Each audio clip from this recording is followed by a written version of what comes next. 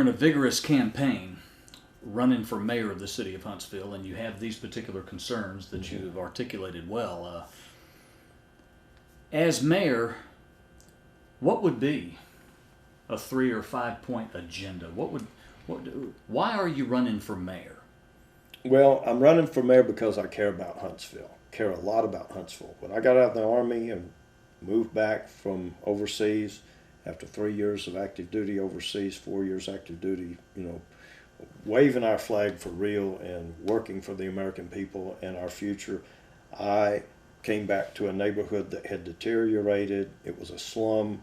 Allegedly, the murder of Judge Wood was planned just down the street by the Dixie Mafia, the Chagra brothers.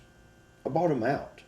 Our production facility was a dangerous slum where really, really bad actors were going around and even walking into people's homes and stealing their purses right while they were at the dinner table. All of this was going on here. This was all going on right here in Huntsville, 1974. And I said, we came here in 1950, moved right on 1925 Avenue Inn. We built that house at 1409 19th Street basically by hand. We'd go back behind lumber yards and get scrap lumber, and I'd sit and make nails straight and reuse old nails.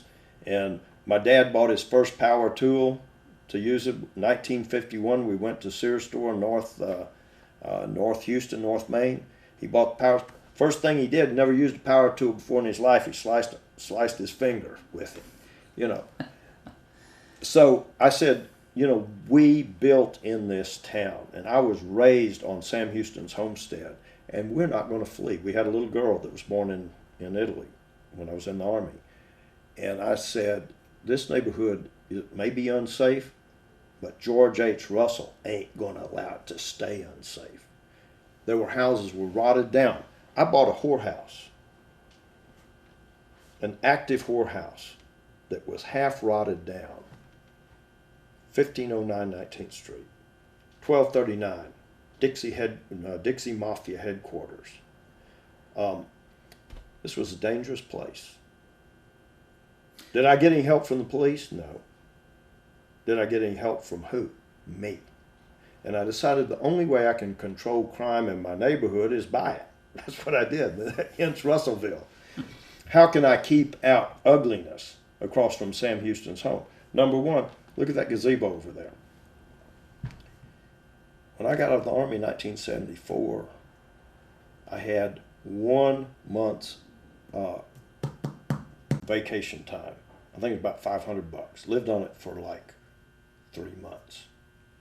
But by 1978, I'd saved up some money, worked hard, 18-hour days, 365, literally 365. I had enough money where the college was going to make a parking lot over there in that beautiful corner.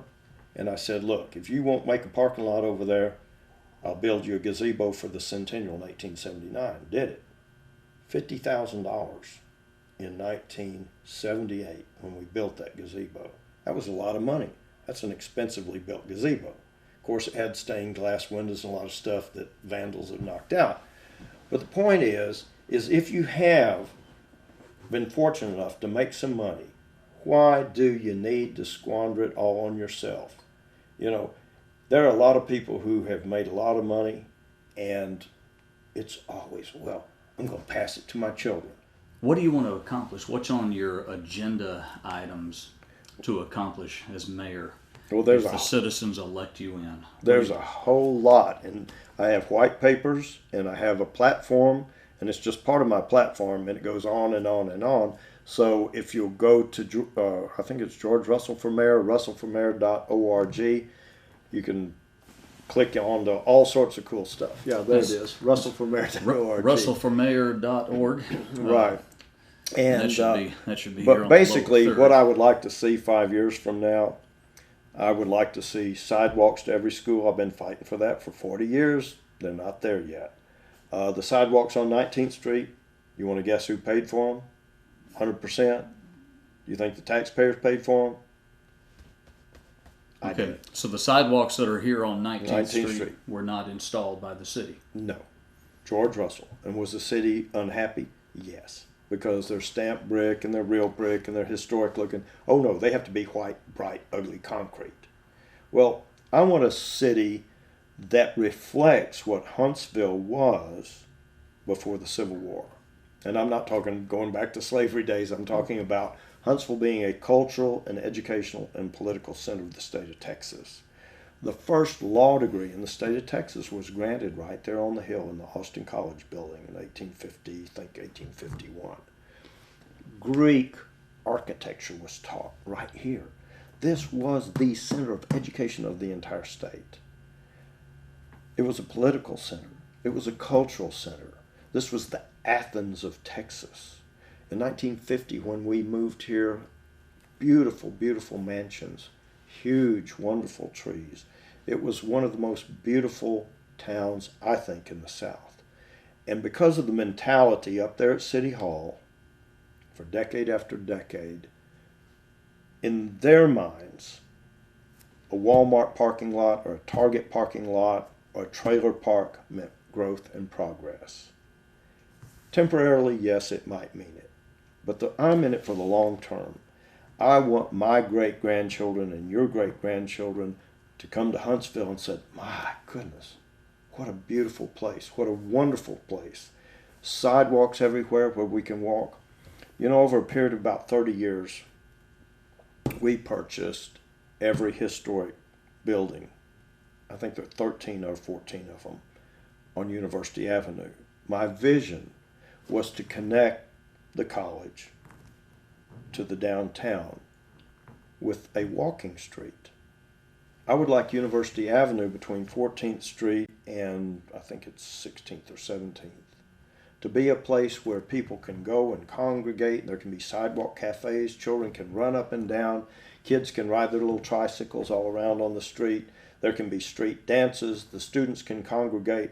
I offered the university one of the biggest historic houses to serve as the president's mansion. Free gratis.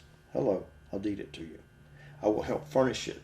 We have accumulated the largest collection of historic Texas furniture on the planet. And we wanted to furnish it. The president of a college should live on the campus. That's my philosophy. Can you imagine how wonderful it would be to have this huge avenue thronging with students and cafes and just fun, getting outside, not being in an air-conditioned house, not just looking at a TV set, becoming human again. Our capital city in Italy is Lucca. It's one of the most beautiful cities on the planet. The major economic thoroughfare, the most wealthiest business section is called Via Filunga. It's a walking street. There aren't any automobiles. Yeah, you know, if somebody falls and breaks their ankle, Sure. What I said wreck, I was going to say wrecker. I mean, the ambulance comes and takes them away. Or if you're handicapped, you can use a little electric vehicle or whatever. But it's wonderful because every single evening, all the kids come out and the teenagers are congregating and they're talking and they're having a good time and they're listening to the little music. And the old people are sitting and watching the young people, and the little kids are feeding the pigeons.